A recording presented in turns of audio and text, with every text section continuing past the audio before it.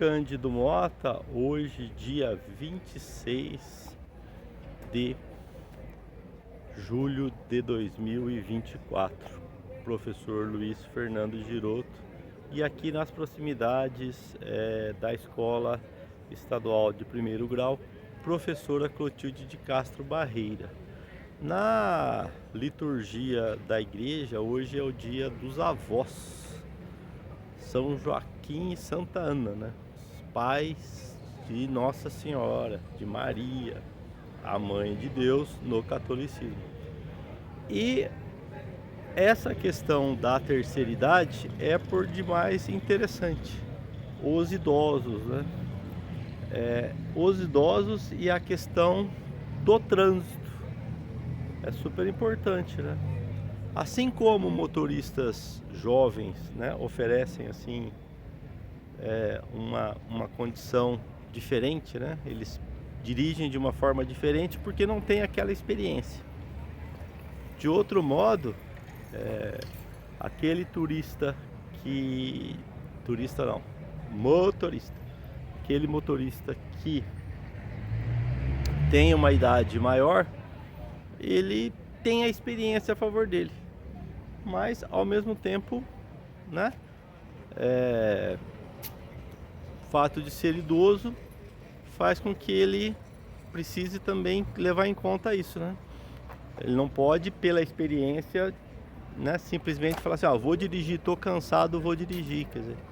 Então tem isso também, quer dizer, a experiência muitas vezes ela pode, não é para o idoso em si, né? Para todas as pessoas, os adultos em geral.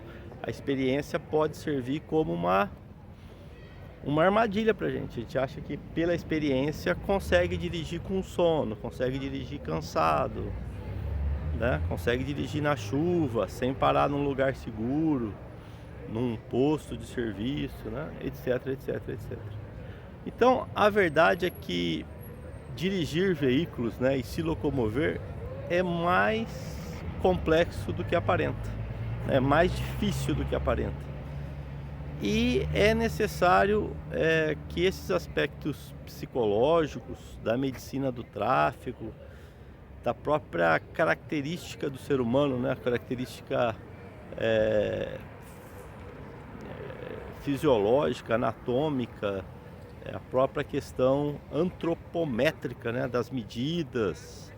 Então tudo isso interage, tudo isso forma um conjunto de conhecimento que faz com que o trânsito seja um assunto muito dinâmico, né? Se movimentar como pedestre é uma ciência, andar de bicicleta é uma outra ciência, dependendo do tipo de motocicleta, você tem uma forma de pilotar. Eu não seria pessoa especialista para falar sobre pilotagem de motocicletas, mas se sabe que cada moto, pelo seu tamanho, pelo seu porte, até, né, isso influencia até a questão da habilitação, né, da pessoa. Então, de fato, né, e aí os carros, os vários tipos de carros, veículos que são veículos de carga, né? Olha aí, uma bicicleta na contramão, né? Exatamente. Embora aqui esteja interditado. Então, de fato, né, o que nós temos a dizer? Que há uma complexidade, né? Caminhonetes mais de passeio, caminhonetes de carga, caminhões, pequenos caminhões e assim por diante. Hoje nós já temos uma tecnologia embarcada muito grande, né? Carros com tecnologias e com sistemas de piloto automático, etc, etc, etc. Então, na prática, o que nós percebemos como demanda para o município e para o Brasil? O trânsito não pode se desvincular desse cenário da saúde, muito menos do cenário da educação, muito menos do ambiente da promoção social. O trânsito não pode ser simplesmente trânsito, né? É igual o direito, né? O que acontece com o direito? O direito é um fenômeno que nos faz pensar na sociedade. O direito como direito social. essa é uma realidade, quer dizer, se o direito existe é porque ele é um fenômeno social.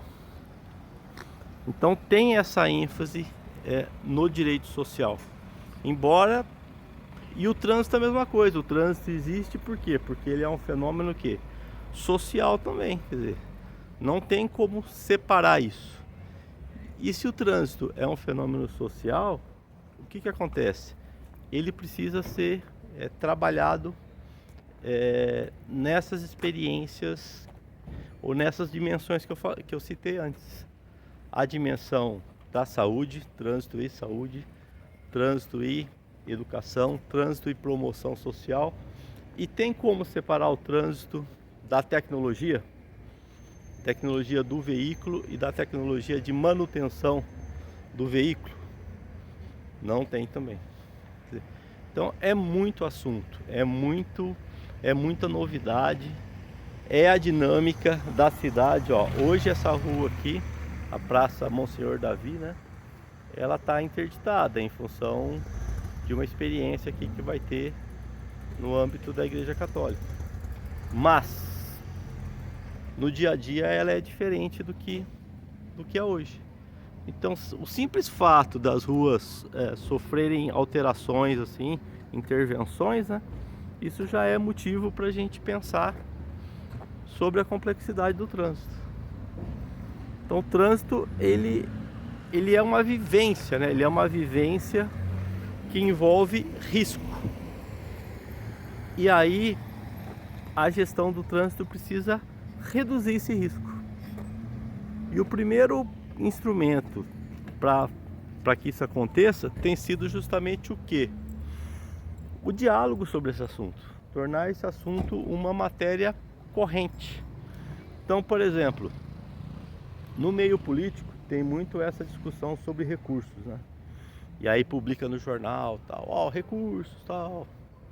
O prefeito, o vereador, né? O deputado, o governo estadual, o governo federal, quer dizer, recursos.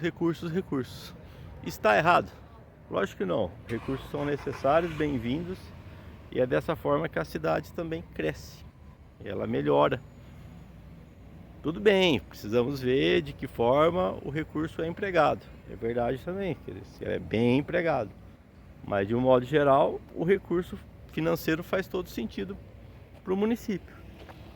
Agora, se o recurso é tão importante, se esse recurso financeiro ele é essa chave importante, por que a discussão sobre qualidade de vida e trânsito ela é uma discussão tão difícil assim de ser feita? Boa noite. Se esse fenômeno chamado vida, você não pode comprar a vida. Uma vida que se perde, né, no ponto de vista assim da morte biológica da pessoa, você não consegue reunir nenhuma quantidade de dinheiro para reverter isso. Você não consegue, mas quanto que precisa para a pessoa ressuscitar? Quer dizer, não existe essa possibilidade. Então é sinal que a vida, além da questão religiosa, que não faz essa análise que eu fiz, né? Essa análise assim simples, mas que é verdadeira. A própria questão religiosa já nos conta isso, né? A vida não tem nenhum ato e nenhum artefato e nenhum meio material que supera o valor da vida. Então é uma questão cristã, né? Sobre o amor, o valor da vida, a dignidade da vida humana, está na doutrina social da Igreja Católica Apostólica Romana, e é óbvio que também outras religiões também né, têm esse enfoque também de valorização da vida humana, evidentemente que sim. Então é isso, gente. O trânsito ele precisa, né? Se a nossa vida fosse um jogo de futebol, nós falaríamos o quê? Que o trânsito precisa entrar em campo, né? O trânsito precisa entrar em campo, não só em sinais, não só em manejos como esse aqui, de colocar assim ali em trânsito impedido, não só em eventos, em shows, que tem assim esse suporte da prefeitura e da Câmara Municipal. Quer dizer, o trânsito precisa entrar em campo como um jogador, entre aspas, né, simbolicamente, ativo, né, que participa da vida da sociedade. Falar sobre trânsito não poderia ser assim, olha, mas né, por que você quer falar sobre isso? Não poderia gerar questionamento, ele teria que ser um fenômeno natural. Agora, convenhamos, né, partamos de uma análise concreta. O jornal, que muitas vezes são publicadas matérias públicas, né, de atos públicos, como em parte da prefeitura e em parte da Câmara Municipal. Quantas vezes esse jornal trouxe um anúncio e uma matéria sobre trânsito, sobre qualidade de vida no trânsito, sobre saúde e trânsito, quer dizer. Então, realmente assim, é o tal elo perdido, né? É uma situação assim que está no Brasil inteiro em Cândido Mota. Hoje de manhã eu vi no televisor, pela Rede Globo, várias informações estatísticas sobre mortes no trânsito. E a questão cresce, porque o número de veículos cresceu, a velocidade média dos veículos está maior, as motocicletas também estão com mais potência. Enfim, há uma complexidade nesse sistema. E a maneira de administrar isso permanece constante, permanece sem uma dinâmica interativa, né? E que gere um amadurecimento da população, dos vários segmentos sociais. Então é o momento de nós falarmos sobre isso. Nós temos aí pela frente um ano eleitoral, né, que certamente elegerá pessoas para a condução do município e dos outros municípios e do Brasil inteiro. Nós temos eleições municipais, né? Então que surjam candidatos que tenham um comprometimento maior com a qualidade de vida no trânsito, não só com essa questão mais corriqueira, como sinalização. E pode observar, com esse foco na sinalização, como isso é muito repetitivo, o que acontece? A qualidade da sinalização cai. Então chega um ponto aí que você tem situações que você nem consegue perceber direito o sinal na rua, ou sinal horizontal, ou até vertical às vezes, posicionado atrás de uma árvore. Quer dizer, qual que é o sentido de você ter um sinal vertical de trânsito, né, na vertical atrás de uma árvore, que a árvore o esconde? Então são situações assim simples, mas que são importantes. Mas por quê? Porque também tem uma fixação na sinalização, isso é muito repetitivo e acaba ficando para trás. Isso acaba ficando para trás. Muitas vezes não tem a equipe suficiente para monitorar isso e para levantar a situação em minúcias, né, em detalhes, e a situação vai se avolumando, né? A qualidade de vida do trânsito cai, as pessoas se sentem pior e todo mundo corre mais risco, e vez ou outra os ferimentos acontecem, e muitas vezes não são nada leves, são ferimentos graves e eventualmente até com falecimentos. São as palavras do professor Luiz Fernando Giroto, com alguns erros aí técnicos na filmagem, mas vale pela iniciativa, vale pela força de vontade, né? Na minha opinião.